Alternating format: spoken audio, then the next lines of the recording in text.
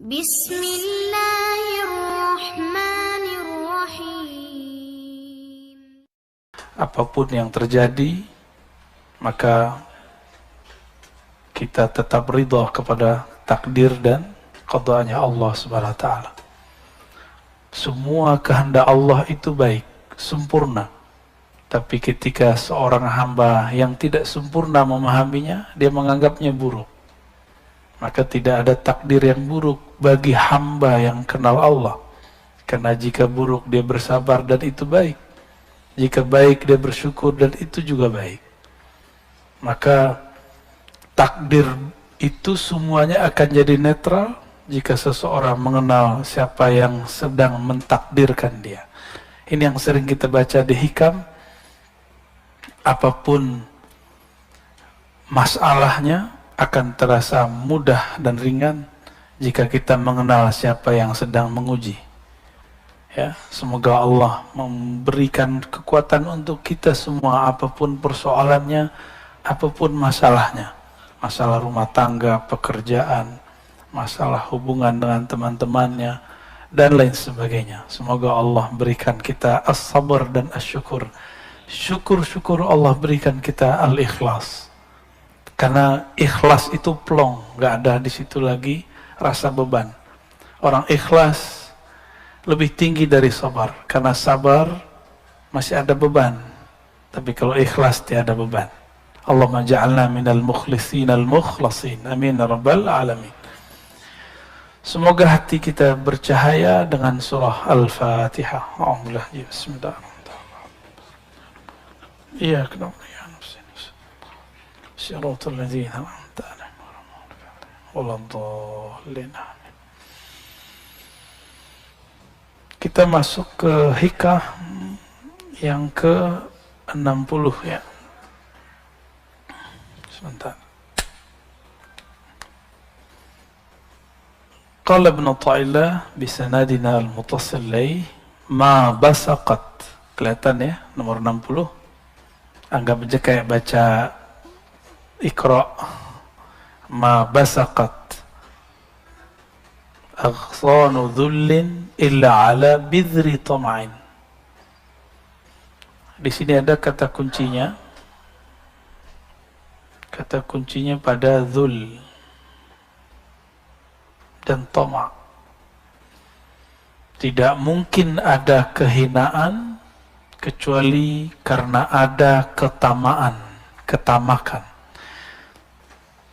Tamak. Jadi tamak bahasa Arab bisa positif, berarti keinginan, bisa negatif, berarti keinginan yang berlebihan. Di dalam surat As-Sajdah ada kalimat wa tama'a, itu berarti berharap. Dan tidak masalah kalimat itu, tapi dalam istilah Al-Quran itu lebih umum daripada istilah bahasa hadis ataupun bahasa harian. Contohnya di Quran ada lafaz dabbah. Pernah dengar? Wa ma min dabbatin fil ard illa 'ala Allahi rizquha. Tidak adalah satu binatang melata atau hewan melata ataupun manusia yang berjalan di muka bumi kecuali Allah jamin rezekinya. Kata dabah artinya semua yang jalan di bumi. Tapi orang Arab tidak pernah menggunakan istilah ini untuk temannya. Hei dabah gitu. Karena dabah artinya binatang yang berjalan. Kapan kehinaan akan muncul? Ketika ketamaan bersemi di dalam diri. Ya, ala bidhri tama'in, jika ini disemaikan ketamaan, enggak dibersihkan, justru malah disemaikan. Nah, ini yang kemudian jadi catatan Imam Ibn Athaillah As-Sakandari, jangan pernah sama sekali merawat ketamaan. Sifat tamak jangan dirawat, itu maksudnya. Tamak itu sifat dari hewan ternak. Makanya hewan ternak itu hina. Tapi sehina-hinanya hewan ternak seperti babi, Babi tidak pernah mengingkari takdirnya ketika dia tidur di kotorannya sendiri. Pernah nggak babi mengingkari takdirnya? Tidur di kotorannya sendiri, bahkan nggak ada makanan dia makan kotorannya sendiri. Itu babi pernah protes nggak? Jadi kita ini untuk masalah takdir kalah sama babi. Itu perkataan Imam Sya'rani. Anjing, kata Imam Sya'rani, anjing itu galak tapi tidak tamak. Kata beliau, guruku salah satunya adalah si guguk alias anjing. Maksudnya apa? Saya bingung. Karena dalam pikiran alam bawah sadar orang Indonesia khususnya, anjing itu najis karena mazhab Syafi'i. Tapi ternyata di mazhab Maliki tidak. Di mazhab Maliki anjing tidak najis. Kata Imam Sya'rani, lihatlah apabila anjing makan, itu dia kalau sudah kenyang, walaupun dagingnya masih banyak, daging yang dia santap masih banyak, dia tinggalkan. Dia nggak bawa tabungan buat besok gitu, bekal buat besok. Ada nggak anjing begitu? Maka segalak-galaknya anjing, anjing tidak tamak. Kita sudahlah galak, emosional, rakus, tamak lagi. Nauzubillah min dzalik. Semoga Allah menyembuhkan ketamaan di dalam diri kita semua. Amin ya rabbal alamin.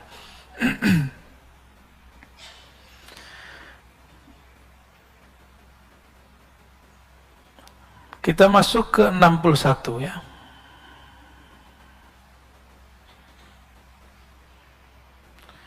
Ma qadaka syai'un mislul wahmi. Ma qadaka syai'un mislul wahmi. Tidak adalah yang mengikatmu, lifestyle, gaya hidup. Ini mainnya di sini ya. Ma, tidaklah, qadaka, mengkaitkanmu, menarikmu, syai'un, sesuatu pun, mislul waham, yang lebih deras, lebih kuat daripada waham. Waham itu apa? Nah, ini kalau kita buat ilustrasinya, yakin. Yakin itu udah paling tinggi. Pertengahan namanya syak. Apa arti syak? Ragu. Di bawahnya namanya waham. Jadi ini 50%. Dari 0 sampai 50 disebut dengan waham. Pikiran, asumsi tentang sesuatu yang lemah, bahkan di bawah syak, tapi kemudian jadi was-was. Bentuknya nanti was-was. Atau kata-kata orang. Jadi, apa kata orang? Gitu. Pernah begitu nggak? Apa kata orang kalau aku ke masjid pakai motor? Apa kata orang kalau apa kata orang? Kalimat itu padahal orang nggak pernah ngomong. Ya. Benar nggak? Saya pernah pakai motor ke sini kan, malah disamperin. Wah, Ustaz, malah digituin. Motornya motor Beat lagi, badan kita segede gini. Malah dipuji-puji ya. Saya kaget, saya nggak mau dipuji. Ya. Nggak akan ada, teman-teman, kata orang itu tidak akan pernah sebenarnya mempengaruhi persepsi orang lain terhadap kita. Nah, maka di atas syak inilah harus kita bangun dengan ilmu. Dari 51 sampai 100. Kalau 100 itu hakul yakin namanya, atau yakin. Ini yang harus kita bangun. Gimana cara membangunnya? Mesti berilmu. Enggak cukup dengan zikir. Saya sudah banyak ketemu ahli zikir, tapi was-wasnya tinggi. Lagi zikir, pikirannya kemana-mana. Kenapa? Karena kalau zikir main sendiri, kan pegang sendiri, hitung sendiri, sebut sendiri. Bingung apa yang mau dibayangkan. Kan Allah nggak boleh dibayang-bayangin. Benar nggak? Maka lebih enak, wirid yang paling hebat itu wirid ilmu. Ilmu yang paling tinggi, ilmu mengenal Allah. Ilmu mengenal Allah tidak mungkin kecuali lewat mengenal diri. Diri yang paling hakiki namanya ruh. Itu sebabnya kajian hikam nanti ujungnya ma'rifatul ruh.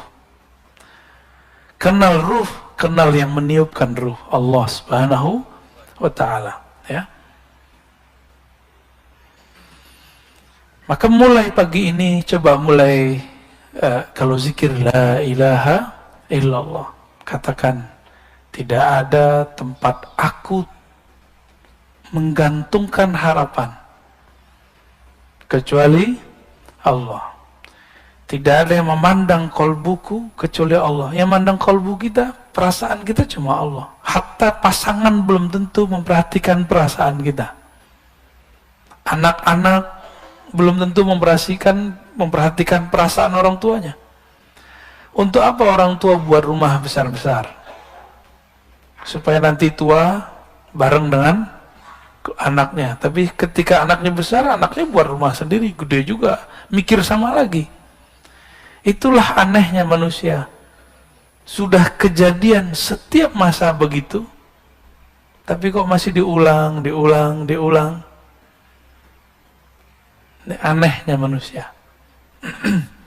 Pernah lihat rumah tua bagus zaman-zaman dulu? Kebayang nggak rumah tahun 50-an, 60-an itu gede-gede, tapi sekarang jadi hancur. Nggak ada penghuninya, malah jadi horor.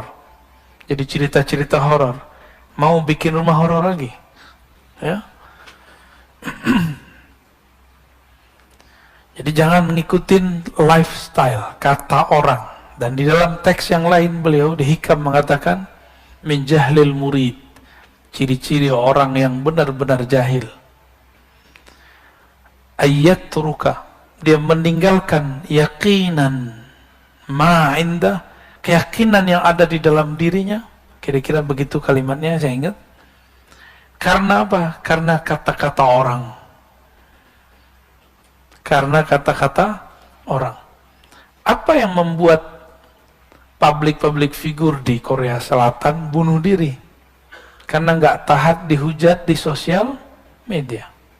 Karena kolbunya menggantung kepada wahamnya. Nah, waham ini hanya bisa dihancurkan dengan kalimat la ilaha illallah dan Allah. Allah itu diulang terus di kolbu. Maka perlu talqin zikir di situ. Carilah mursyid-mursyid, ya, yang bisa mentalkinkan zikir. Semoga Allah membersihkan kolbu kita dari waham, ya. Dan saya dari dulu mengatakan cari di luar, karena saya tidak terima bayat, meskipun sesekali saya terima talqin. Cuma itu tergantung mood. Mood itu kalau bahasa tasawufnya hal, ya, kondisi rohani. Kalau kondisi rohaninya oke, kita kasih. Ini Pak Bambang berapa lama nunggu? Ada setahun. Nggak saya kasih. Tahu-tahu lagi nggak ada mengapa-ngapain, kita talqin. Dan dia merasakan nikmatnya. Ya. Antum sholat, yang bisa merusak sholat itu waham. Waham itu yang nanti melahirkan khayal. Khayalan ini yang mengganggu pikiran dalam sholat. Sholat, tapi kepikiran, motor dikunci apa enggak, mobil dikunci apa enggak, itu dari waham. Ya, setannya ada tuh, setan khusus. Kalau di wudu namanya walahan, kalau ini namanya ada lagi namanya, ya saya lupa, ada 7 nama iblis. Kalau sekarang boleh disebut iblis berbintang 4. Jadi ada 7 tuh iblisnya. Ada iblis yang adu domba, saut namanya. Ada iblis yang membuat suami istri, teman dengan teman, kelompok dengan kelompok, majelis dengan majelis berselisih. Itu namanya dasim. Ada rumah tangga kacau, itu dasim bekerja. Ada jamaah berselisih, itu Dasim bekerja. Mohon maaf, pengurus masjid tengkar, itu Dasim bekerja. Maka mengurusi masjid harus dengan prinsip ta'awuz. A'udzubillah minasyaitonir rajim. Pasti banyak kata-kata orang. Dan jangan terganggu dengan kata-kata orang. Ya. Yang mengizinkan orang itu berkata-kata siapa? Ridho nggak kepada Allah?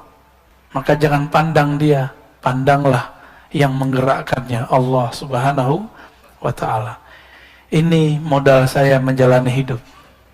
Maka wajar Allah itu, dalam hadis Nabi SAW menyebutkan iman itu 6 rukunnya, dan kalimat percaya hanya dizahirkan di hadis yang nomor pertama dan nomor ke-6. Percaya kepada Allah, dan yang terakhir, engkau percaya kepada takdir. Mau bahagia, percaya kepada takdir Allah, bahwa semua yang Allah kasih itu baik, gak ada yang gak baik. Ketika Rasulullah SAW dilempari oleh orang Taif, Rasulullah mengeluh gak takdirnya? Nah, Rasulullah ngeluh gak, curhat gak ke Jibril? Curhat ke Jibril? Curhat ke Abu Bakar? Enggak. Abu Bakar melihat Nabi berdarah-darah nangis. Abu Bakar luka, tapi dia nggak merasa sakit. Dia sakit ketika kasihnya disakiti. Dia sakit karena nabinya disakiti. Dia sedih ketika gurunya, sang maha gurunya bersedih. Tapi Nabi SAW tidak bersedih. Datang Jibril menawarkan bantuan. Kata Nabi, aku tidak butuh engkau, wahai Jibril. Urus tugasmu. Siapa yang nyuruh kamu turun? Nggak ada. Balik. Disuruh pulang Jibril oleh Rasulullah. Itu Jibril kalau mau tinggal kepakin sawab. Habis Taif. Maka orang-orang yang mewarisi rohani Nabi, dia tidak akan menyimpan dendam di kolbunya. Meskipun orang melemparinya. Semoga kita diberikan rohani seperti itu. Amin ya rabbal alamin. Walaupun dituduh nanti terhipnotis, ya, dituduh nanti diperdaya, digundam, digendam, apa sih namanya? Macam-macam. Gak masalah, biarin aja. Itu kata orang. Kita dan Allah kan kita lebih tahu. Sir kita dengan Allah, rahasia kita dengan Allah. Maka antum harus punya wirid, punya zikir khusus yang menjaga hubungan kita dengan Allah. Maka kita tahu, Allah nggak begitu kok kepada saya. Ingat-ingat kalau zikirnya enak, ingat-ingat kalau nikmatnya banyak. Maka kita katakan, apapun kata mereka, aku dan Allah, aku lebih tahu. Ya, kira-kira seperti itu. 62. Anta hurrun mimma anta anhu ayisun. Engkau hur. Apa arti hur? Hur itu artinya merdeka. Engkau akan merdeka. Engkau akan bahagia. Engkau akan leluasa. Engkau akan santai. Mimma anta anhu ayisun. Yang mana engkau ayisun anhu, engkau berlepas harapmu darinya. Maka orang-orang yang diperbudak oleh dunia, ketika dia ada harapan ke si dunia. Dunia itu ada harta, ada pasangan, ada anak, ada popularitas, apalagi ada pujian, pengen dipuji, takut dibenci. Itu semua dunia. Putuskan hubunganmu dengan semua itu dari batin ya, maka engkau bahagia. Anta hurrun. Jadi kalau antum gak kuat dengerin kata-kata orang di sosial media, tutup sosial medianya. Tapi kalau kuat, biarin aja. Badai pasti berlalu. Rasulullah SAW kuat gak dicaci maki oleh orang-orang kafir Quraisy. Apa kata orang kafir Quraisy? Rasulullah itu majnun. Majnun, ya. Kita tulis.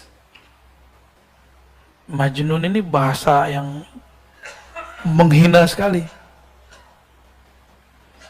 Gila, ketutup akalnya. Sahirun,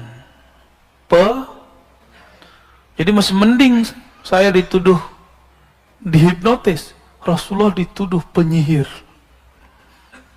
Ya, sahirun mubin. Rasulullah itu penyihir yang nyata. Maka pewaris Rasulullah di setiap masa pasti nanti akan dituduh hal yang serupa. Sallallahu alaihi wasallam. Maka siapa saja yang mewarisi kerohanian Nabi akan juga mewarisi ujiannya Nabi. Al ulama warasatul anbiya. Ulama yang takut kepada Allah, bukan yang pintar baca kitab, bukan yang bergelar. Al ulama dalam Al-Quran yang takut kepada Allah, yang kenal Allah. Warasatul anbiya, akan mewarisi para nabi. Maka Nabi mengatakan asyaddun nas balaan, manusia yang paling banyak diuji al-anbiya, summal ladzina yalunahum, summal ladzina yalunahum. Di riwayat kedua summal amsal, summal amsal. Yang paling banyak diuji dan yang paling keras goncangannya adalah para nabi, lalu pewaris para nabi, lalu pewaris gitu. Siap berjuang. Ahlul Badar disebut apa? Disebut orang jobless, nyusahin orang. Ansor itu Abu Hurairah dituduh budak perut, budak makan. Karena Abu Hurairah ini kalau diundang makan, doyan makan. Dia nggak ngerti kehidupan santri. Abu Hurairah kan santri Rasul. Ada yang pernah nyantri? Pernah tinggal di asrama? Giliran ada yang ngundang, gimana? Mahasiswa deh. Mahasiswa ngekos. Giliran ada yang ngundang, makan gimana? Balas dendam, perbaikan gizi. Ya benar, perbaikan gizi. Salah nggak Abu Hurairah makan banyak? Nggak salah. Justru yang ngundang seneng. Abu Hurairah santri Rasulullah, makannya banyak. Alhamdulillah. Ya. Malah saya dulu kalau diundang oleh orang-orang yang ngundang saya makan tuh, kalau makan dikit malah dimarahin. Kamu nggak senang sama saya ya? Jadi kayak repot kita Pak. Kita disiksa dengan banyak makan. Nabi disebut sahirun, Nabi disebut majnun. Nah, ketika kita lihat Nabi di kolbunya masih ada nggak sisi nafsiyahnya? Ini ngecek diri kita masih dominan nggak sisi ego? Bahasa Arabnya nafsiyah. Kalau kita tulis nafsiyah,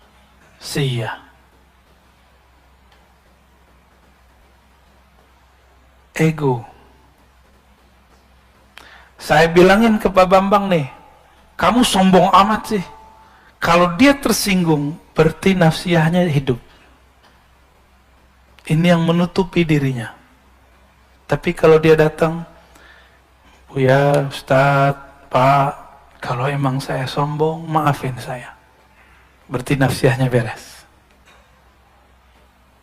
Saya bilang ke Bapak nih, kamu nih otaknya otak setan. Kalau tersinggung beneran itu. Beneran setan tuh. Tapi kalau kemudian Tuan Guru, kalau betul dalam diri saya ada sisi syaitannya, tolong dibenerin. Gitu. Gimana Pak? Nanti ada orang ngata-ngatain antum, kamu belagu. Tersinggung nggak? Beneran belagu ente.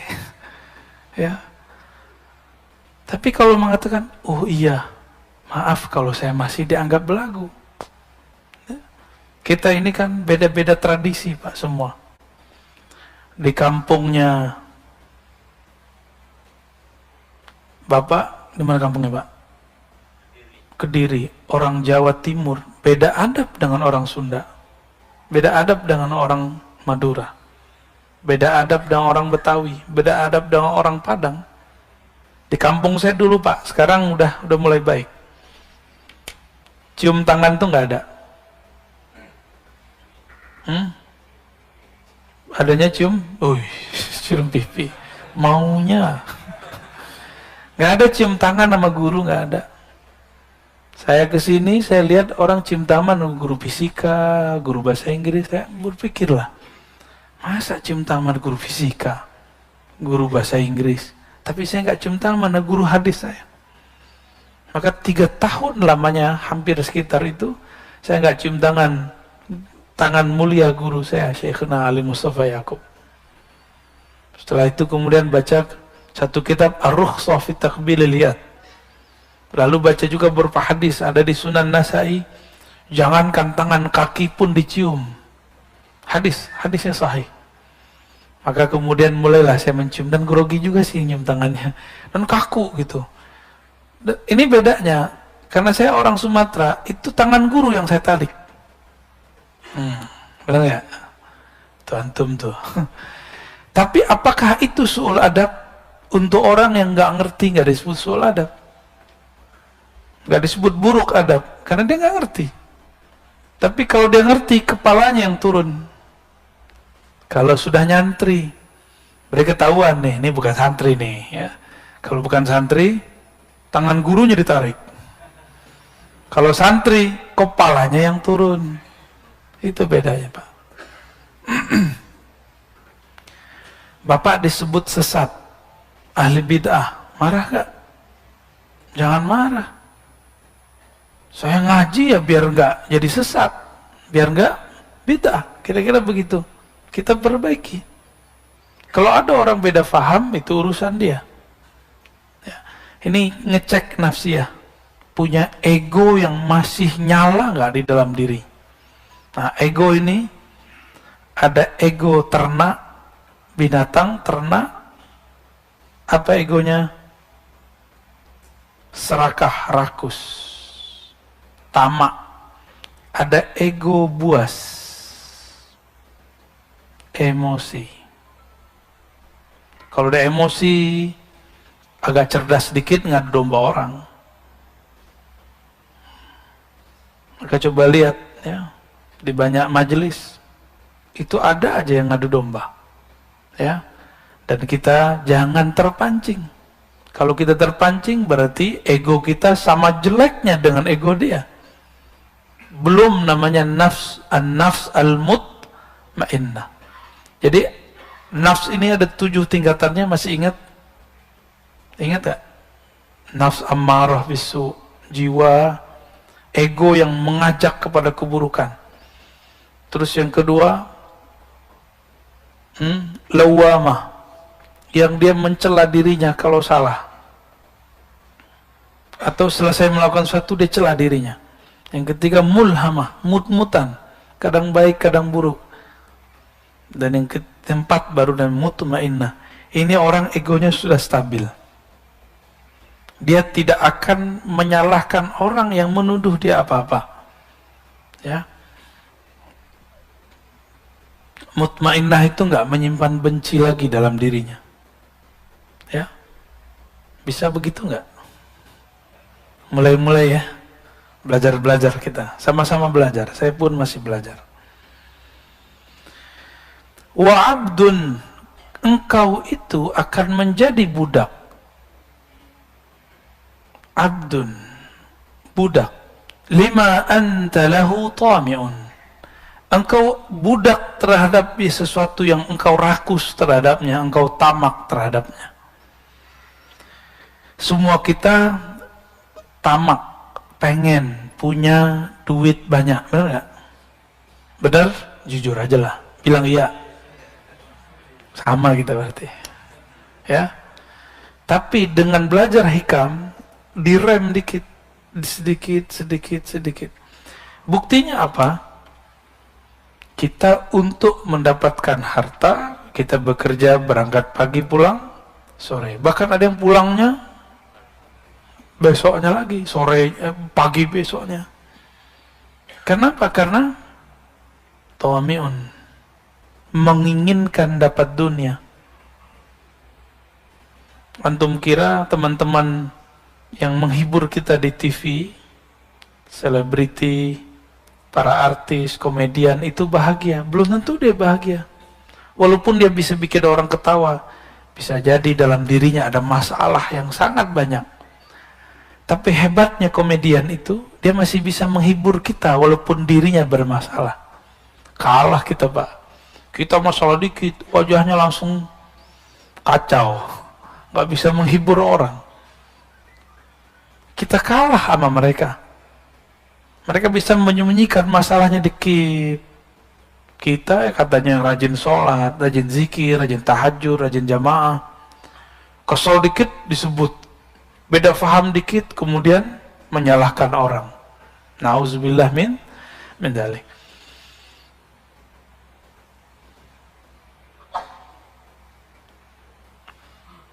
Oke, kita lanjut ya.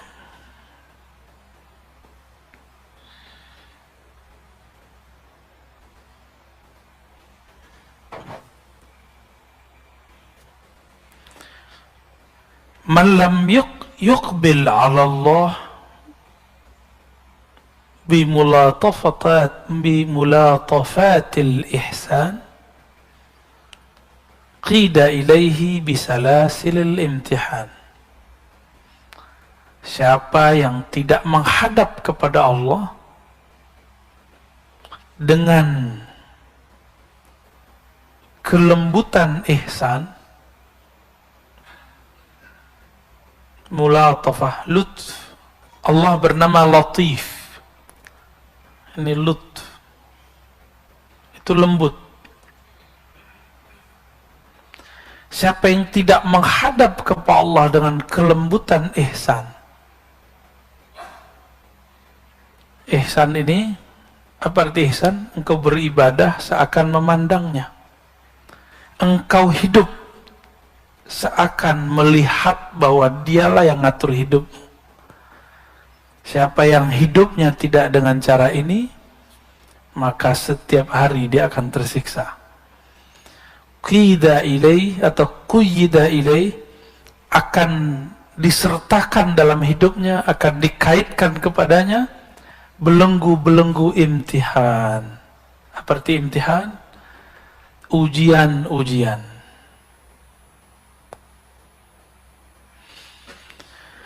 Orang yang merasa diuji terus, dapat bencana terus, dapat cobaan terus. Kenapa? Karena memandang Allah tidak dengan kacamata ihsan. Jadi mulai pagi ini coba berpikir, apapun yang terjadi padaku itu adalah kebaikan-kebaikan Allah. Mungkin kita ini kurang penyabar, maka dilatih sabar dengan ujian. Ada yang diuji dengan kekurangan, sabar enggak? Ada yang diuji dengan kelebihan, bersyukur enggak? Ada yang diuji dengan pujian, lupa diri enggak? Ada yang diuji dengan cacian, dia putus asa enggak? Itu mainan Allah semua. Jika dia memandang ini mainannya Allah, aturannya Allah, Rabbul Alamin yang ngatur alam semesta, maka belenggu-belenggu cobaan pun terasa tidak membelenggu. Ya, justru dia merasakan itu cubitan-cubitan dari Sang Maha Kekasih, Allah Subhanahu wa Ta'ala. Pengen nggak dicubit kekasih, Pak? Kangen nggak masa-masa dulu? Kangen ya, masa-masa awal nikah dulu dicubit kayaknya dibalas pakai bibir ya nggak?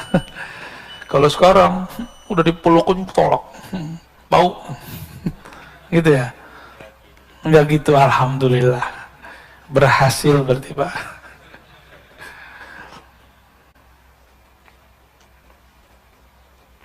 Kalau kawan-kawan kayak ahbab tabligh itu, kalau di rumah itu sudah mulai suntuk, khuruj dulu. Pulang-pulang rindu seperti orang baru menikah lagi. Tuh bisa belajar sama teman-teman tabligh Pak ya. Man lam yashkurin ni'am faqad ta'arrada li zawaliha. Siapa yang tidak mensyukuri nikmat-nikmat. Ni'am itu nikmat-nikmat, jamaah dari ni'mah.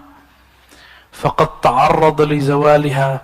Dia sedang menantang Allah untuk menghilangkan nikmat itu. Nikmat itu jangan dibayangin duit doang. Ini kebanyakan kita mikirin duit, rumah, apalagi sehat. Enggak, semuanya. Apa aja. Ilmu ini nikmat gak? Nikmat gak? Bersyukur itu berterima kasih. Bahasa Arabnya syukur.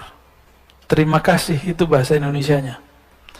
Lam yashkurillah ma lam yashkurin nas. Tidak disebut berterima kasih, bersyukur kepada Allah kalau belum berterima kasih kepada guru, kepada orang tua, kepada teman, kepada pasangan, kepada anak, kepada semua yang pernah berjasa dalam hidup kita.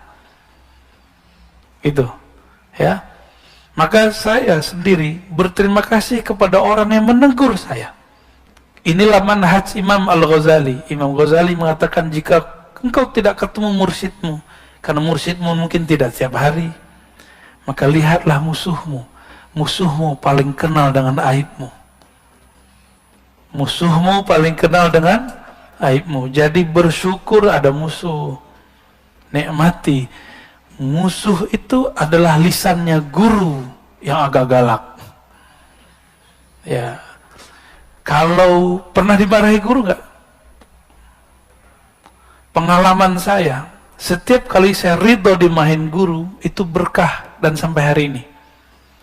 Dulu cara baca kitab saya dimarahin guru saya. Dan guru saya kakak kelas. Kamu nih baca kitabnya ke orang bego gitu. Waduh, emang saya bego Kang? Bimbing saya Kang. Nggak pernah dibimbing saya. Tapi besok Ujurumiyah khatam dari maghrib sampai isya. Ulang lagi, diulang begitu. Efeknya ilmu gramatikal menjadi hafal. Karena ada yang bilang saya bego. Tuh, nikmat nggak? Coba nggak ada kakak kelas saya ngomong begitu dulu. Alhamdulillah. Dulu ada yang nyindir saya. Kalau ada di pesantren ini nggak cium tangan kiai kita, berarti orang sombong. Kan kita nggak ngerasa sombong, cuek aja. Ternyata yang maksud saya. Ya, alhamdulillah. Jadi kita bersyukur ada orang-orang hater. Ya. Jadi antum nih, kalau mengerti bab itu, silakan main sosial media. Silakan main apa aja di sosial media. Nggak akan terpancing. Tapi terpancing emosinya sekali, berarti antum belum berhak main di situ. Itu yang dikabarkan dulu oleh Maulana Syekh Hisham Kabbani. Nanti beberapa tahun ke depan akan muncul sosial media. Beliau menyarankan murid-muridnya tidak sibuk main itu. Karena nanti orang tengkar tanpa melihat. Orang berprasangka tanpa tabayun. Benar nggak sekarang? Cukup dapat postingan kawannya, dia kemudian posting ulang. Dia cuma dengar dari selentingan dari kawannya, dia ulang.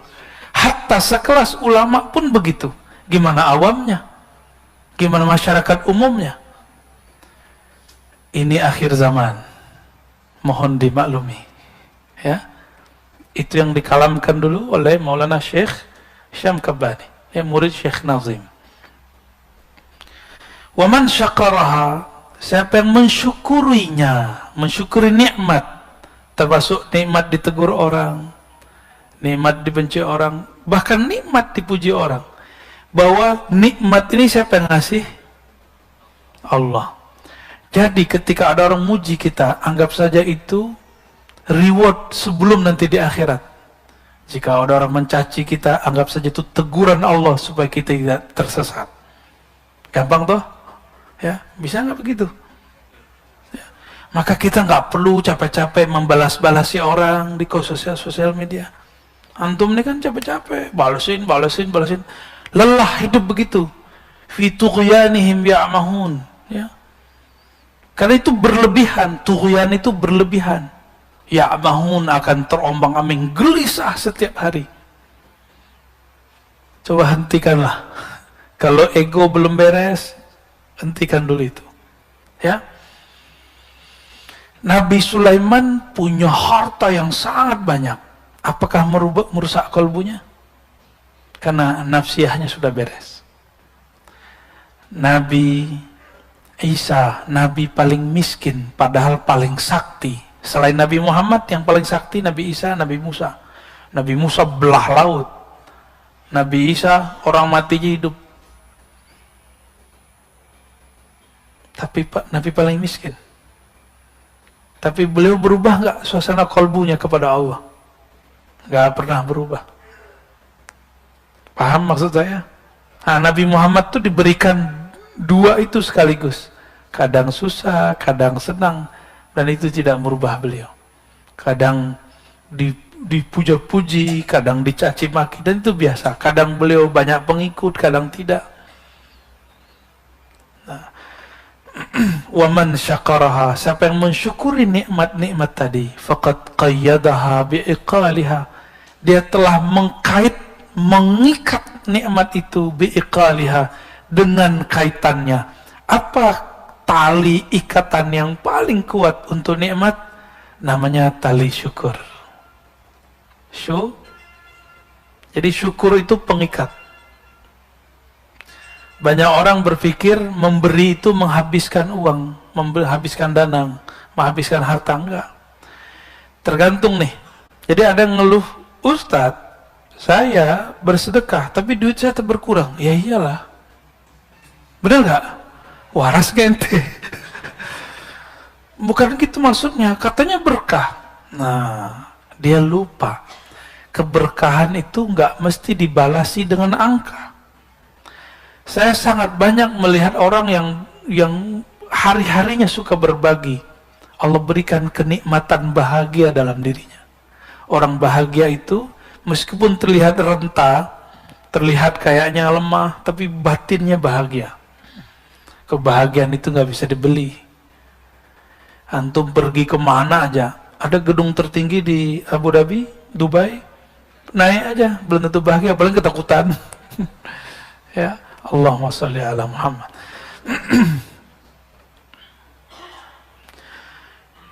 Nikmat yang paling besar bagi saya adalah nikmat mengenal Allah. Nikmat mengenal Allah. Mengenal Allah inilah yang membuat kita memandang perannya di semuanya. Kira-kira itulah yang disebut dalam hadis, dalam Al-Quran dan hadis Nabi. Dalam Al-Quran, siapa yang buta di dunia, maka dia buta di akhirat. Apapun kejadian yang antum perhatikan, tidak terlihat peran Allah di situ, buta. Maka orang ini tidak akan diizinkan memandang Allah di akhirat. Ingin memandang Allah? Kita ini kalau sudah jatuh cinta seseorang, pengen ketemu nggak? Pengen ketemu. Bener. Kayak baju cinta aja, Pak. Baru jatuh cinta ya. Udah lama. Ketika kita senang seseorang, kalau dia lawan jenis, kita pengen dia jadi kekasih kita. Kalau dia teman, kita pengen akrab dengannya. Nggak ketemu sehari dua hari, kayaknya rindu. Ditelepon, ditanyai. Bener nggak? Makanya Nabi itu, ketika ada sahabat tidak hadir, Nabi nanya, mana si fulan? Disampaikan oleh tetangganya, kamu tadi ditanyai Nabi. Girangnya hatinya, yang tadinya dia sakit demam berhari-hari, langsung sembuh cuma ditanyain Rasulullah SAW. Abdullah bin Umar dalam Al-Adab Al-Mufrad karya Imam Al-Bukhari, hadisnya hasan. Ini bukan hadis sahih, bukan kitab sahih. Kitab selain sahih namanya Al-Adab Al-Mufrad karya Imam Al-Bukhari. Satu kali dia jatuh atau apa di riwayat itu, lalu kakinya sakit dan sulit jalan. Ada orang ingat Abdullah bin Umar ini kalau disebut nama Nabi Muhammad oleh orang yang tepat, pasti sembuh. Maka diceritakanlah kepada orang yang tepat membicarakan Nabi. Orang itu kemudian datang kepada Abdullah bin Umar. Apa kata orang itu? Abdullah, coba engkau ingat-ingat, kalau perlu kamu panggil, teriak keras-keras orang yang paling engkau cintai. Istrinya ngira dia yang bakal dipanggil. Enggak. Istri duanya juga mikir enggak. Tiga enggak ada semua. Anaknya juga enggak. Anaknya alim-alim. Sayyidina Abdullah bin Umar itu anaknya jadi mujtahid. Enggak ada yang dipanggil. Orang tuanya juga tidak. Umar. Ternyata dia menyebut Muhammad. Langsung badannya bergetar, jantungnya kemudian kuat lagi, langsung berdiri. Sehat ke masjid besoknya. Kita disebut nama Nabi Muhammad SAW, gak ada efeknya. Betapa kerasnya kolbu ini. Berarti kita belum kenal Rasulullah SAW. Kullul kulub ilal habibi tamilu. Setiap hati orang yang punya kolbu kepada kekasihnya pasti cenderung, pasti kangen, pasti rindu. Apakah ciri rindunya? Disebut nama kekasih, matanya berlinang-linang, hatinya rindu, bulu romanya merinding. Disebut Rasulullah Sallallahu Alaihi Wasallam. Maka apapun yang terjadi pada kita, obatnya cuma Rasulullah. Muncullah kemudian oleh ulama kita, dapat ilham mereka. Bersebutlah salawat tibbil qulub. Allahumma salli ala Sayyidina Muhammad. Tibbil qulub. Tibbil qulub dulu, jangan jasad dulu, qulub dulu. Ya Allah, sampaikan salam kami kepada penawar penyakit kolbu kami, pelipur lara sedih kami, Rasulullah SAW. Tibbil qulub wa dawaiha, penyembuh kolbu, penawar penyakit kolbu. Wa dawaiha, sedih, senang, sakit, kesal, emosi. Istri saya dulu pernah umroh, salah jalur keluar, dia masuk di situ, dibentak-bentak oleh orang Turki. Cukup bilang sholli ala Muhammad, berhenti itu orang Turki, nggak jadi, nggak jadi lagi. Sholli ala Muhammad, berarti di kolbu dia ada cinta kepada Rasulullah Sallallahu Alaihi Wasallam. Jadi kalau ada orang tengkar baca sholli ala Muhammad, ya. Kita emosi, katakan Allahumma sholli ala Sayyidina Muhammad. Silakan ditambahkan setelahnya tibbil qulub wa dawaiha. Baru sebutkan wa afiyatil abdani wa shifaiha. Penyembuh badan, penawar penyakit badan.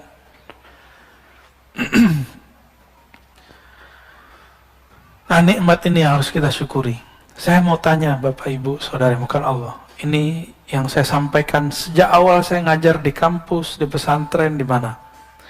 Negeri ini dapat keberkahan, diizinkan Allah buka majelis sekarang di mana-mana. Malah lebih longgar di perkotaan daripada di daerah. Ini nikmat bukan? Bisa bersyukur. Coba kurangi hujatan.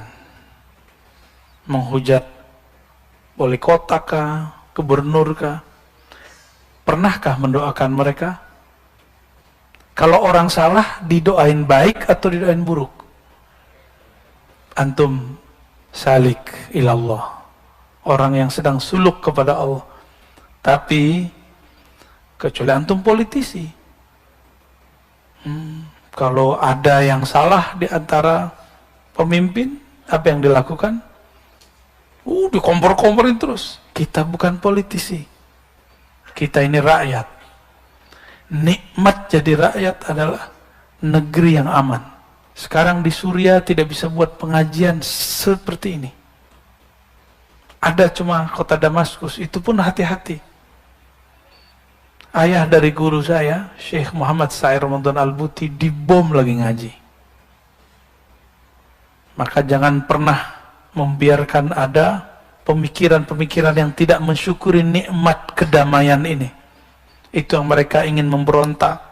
Ya.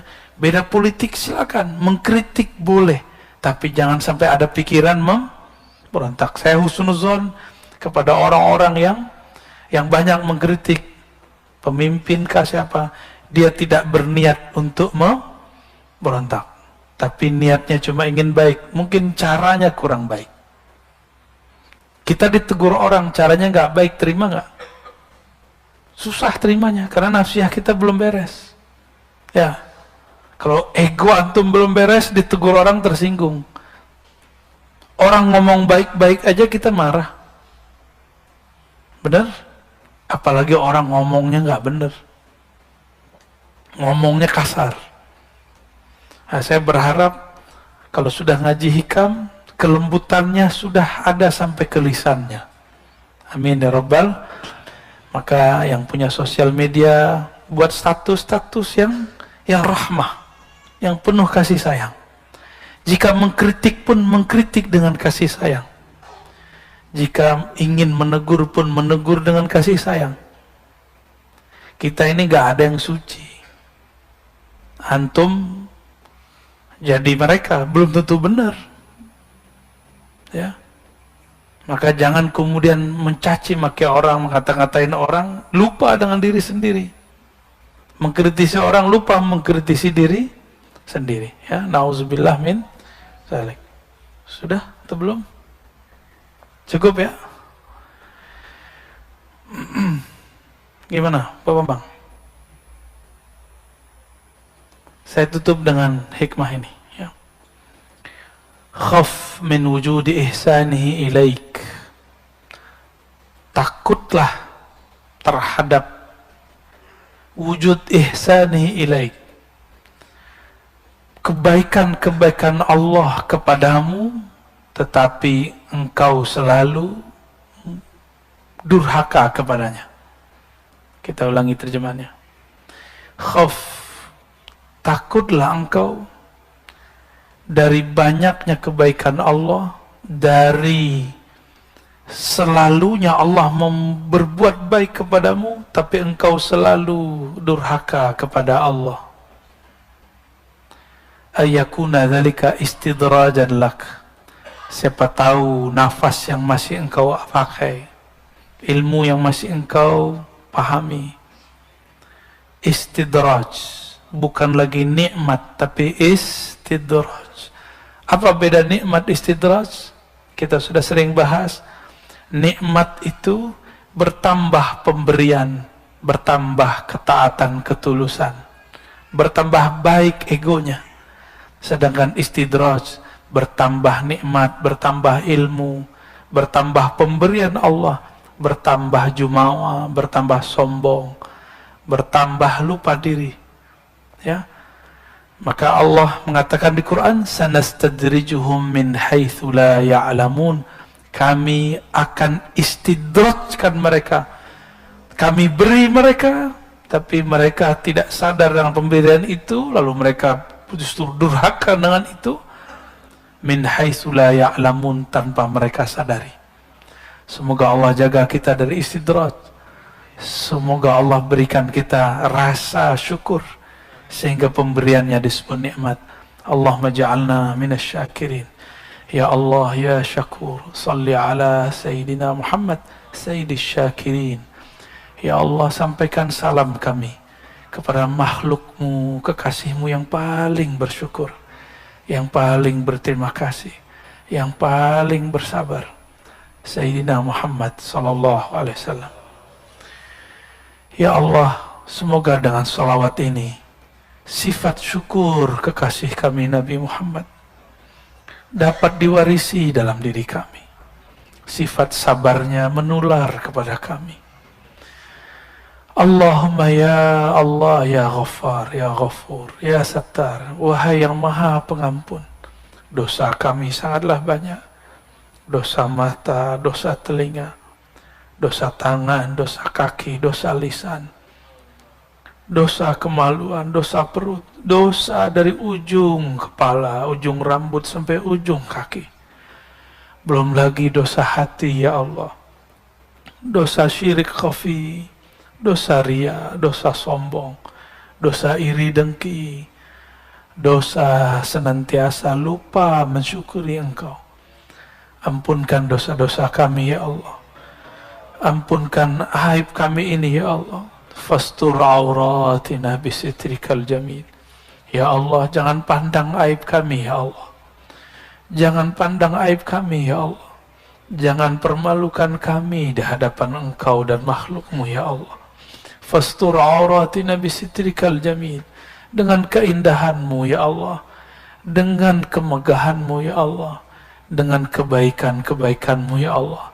Maka balutlah kami, hiasilah kami dengan kebaikan-kebaikanmu. Sehingga aib kami tidak terlihat di sisimu. Allahumma ya Allah, ya muqallibal qulub. Wahai yang membolak-balik hati ini. Hati kami berubah-ubah ya Allah. Kadang baik, kadang bersyukur. Kadang lupa bersyukur. Kadang ingat Engkau, kadang lupa mengingat Engkau. Apalagi sholat kami ya Allah, jarang sekali khusyuk ya Allah. Apalagi terhadap nikmat-Mu ya Allah, jarang bersyukur ya Allah. Maka ampuni kami ya Allah. Tetapkan kolbu ini menjadi kolbu hamba yang bersyukur. Abdan syakura. Wasabbit qulubana ala dinika wa ta'atik.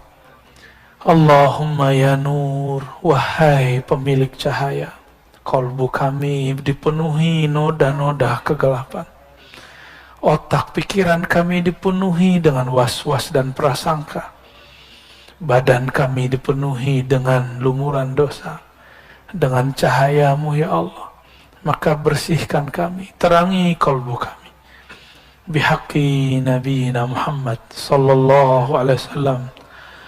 Allahumma rabbana atina fid dunya hasanah wa fil akhirati hasanah wa qina adzaban nar waj'al sayyi'atina sayyi'at man ahbabta. Allahumma salli ala sayyidina Muhammad wa ala ali sayyidina Muhammad walhamdulillahi rabbil alamin. Assalamualaikum warahmatullahi wabarakatuh.